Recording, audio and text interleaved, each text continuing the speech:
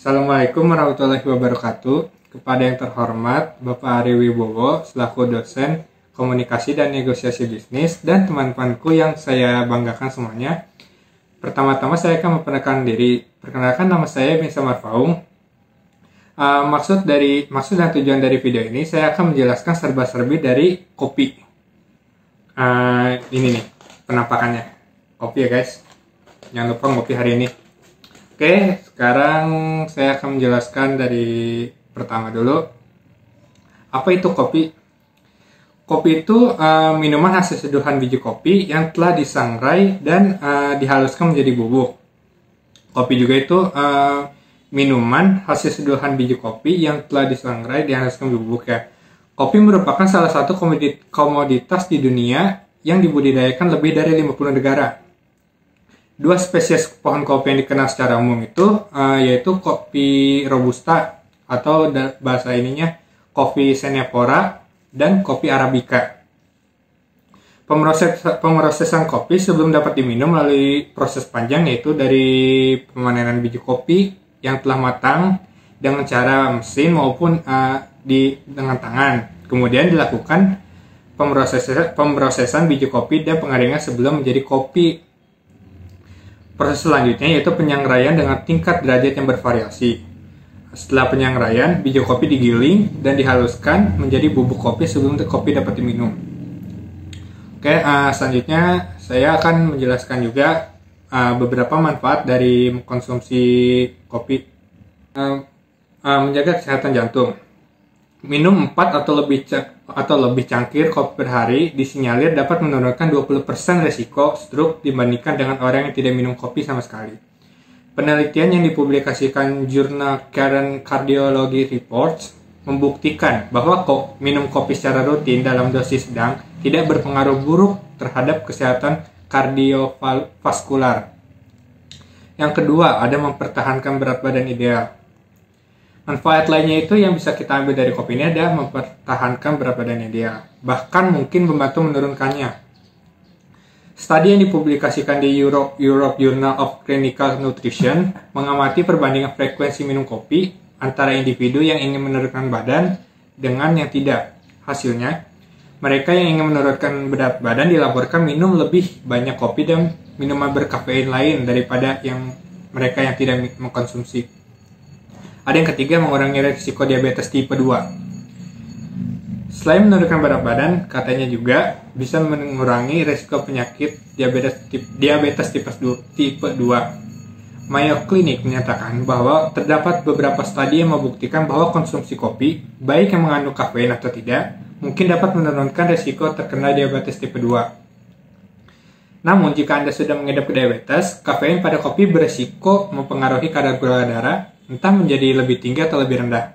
Dan yang keempat, ada menjaga kesehatan otak.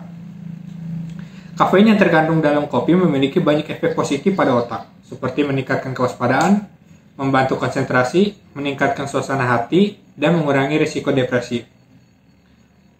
Dan yang selanjutnya, yang kelima, ada menjaga kesehatan organ hati.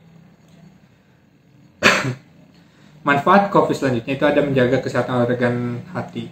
Journal of Clinical Gastrology menyebutkan bahwa asupan kopi berpotensi mengurangi jumlah lemak pada hati.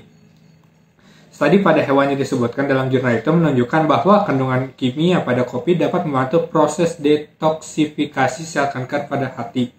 Selanjutnya ada mengurangi risiko kanker. Seperti yang telah disebutkan di atas, kopi juga mungkin bermanfaat dalam menurunkan risiko kanker pada organ hati.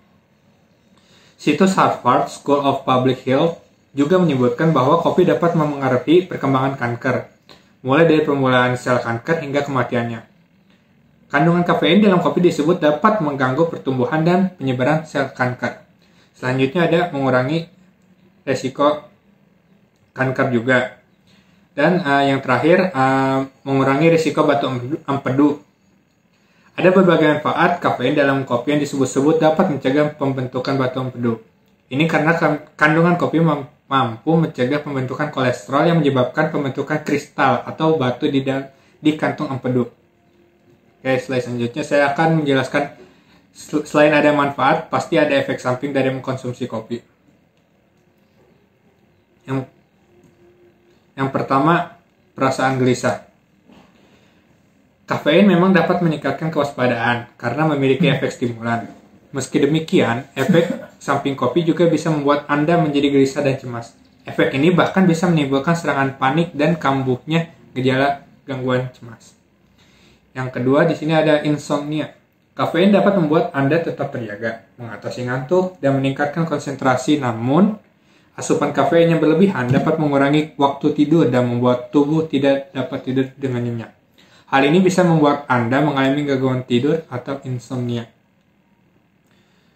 Selanjutnya ada masalah pencernaan. Apakah Anda menjadi lebih sering buang air besar karena setelah mengkonsumsi kopi? Jika iya, ini disebabkan oleh efek pencahar pada kopi. Efek samping ini dapat membuat usus menjadi lebih aktif sehingga pergerakan usus menjadi lebih cepat. Yang selanjutnya ada kerusakan otot. Karena mengkonsumsi kopi lebih juga, pasti karena kandungan kafein dalam konsumsi kopi dikatakan bisa merusak gangguan otot. Dan yang terakhir ada kecanduan atau ketergantungan. Oke, selanjutnya kapan sih sebaiknya waktu yang tepat untuk mengkonsumsi kopi?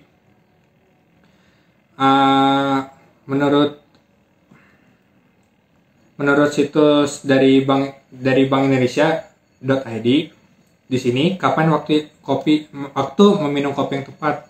Kopi sebaiknya dikonsumsi saat produksi hormon kortisol rendah. Sedangkan pagi hari biasanya hormon ini berada pada puncaknya. Hormon kortisol atau yang biasa disebut hormon stres ini berperan dalam meningkatkan kewaspadaan. Biasanya kadar kortisol naik pada pukul jam 8 sampai jam 9 pagi.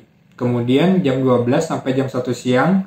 Dan terakhir jam setengah 6 sore dan sampai jam setengah 7 sore.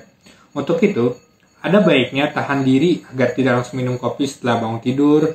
Pukul 9.30 sampai setengah 12 menjadi waktu di mana kadar kortisol dalam tubuh menurun. Jadi, waktu yang tepat itu jam-jam sesudah bangun tidur, udah sarapan, terus jam-jam 10 sampai jam 12-an ya.